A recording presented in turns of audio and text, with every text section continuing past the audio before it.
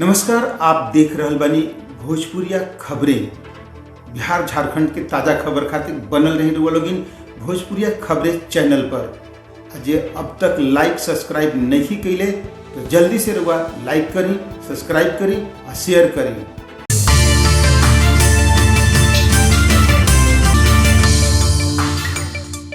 कल संध्या में सूचना मिली थी थानाध्यक्ष नवानगर संजय को, और इन्होंने सूचना के सत्यापन में घटनास्थल गए तो वहाँ से तीन हथियार मिले हैं और कुछ खाली खोखा है, कुछ ब्लैंक है और कुछ उसमें। बक्सर के नवानगर पुलिस के मिलल बड़ कामयाबी। अवैध हथियार आ कारतूस के साथ एगो धंधेबाज के कैलस गिरफ्तार। बक्सर संवाददाता रामराज सिंह के मुताबिक नवानगर पुलिस के 61 गांव में अवैध हथियार राखे के खरीद बिक्री करे के सूचना प्राप्त भइल रहे। एकरा खातिर पुलिस अधीक्षक के निर्देश पर अनुमंडल पुलिस पदाधिकारी के नेतृत्व में नवानगर थाना के सशस्त्र बल 61 गांव निवासी मुख्तार आलम के घर में छापेमारी कैलस, जौना में मुख्तार आलम के गिरफ्तार कर लिहलस, जबकि लाला आलम पुलिस के देख भाग निकलन। छापेमारी में पुलिस 3 गो देसी कट्टा, 315 बोर के 4 गो जिंदा कारतूस और 6 गो खोखा बरामद कैलस।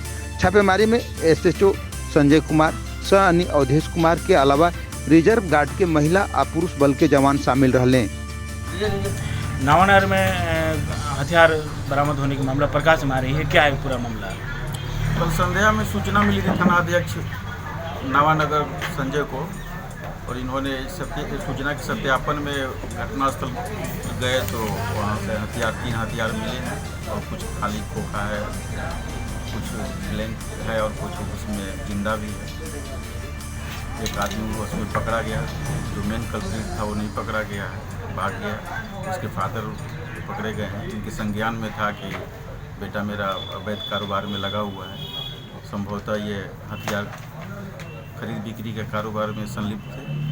गिरफ्तारी हुई है।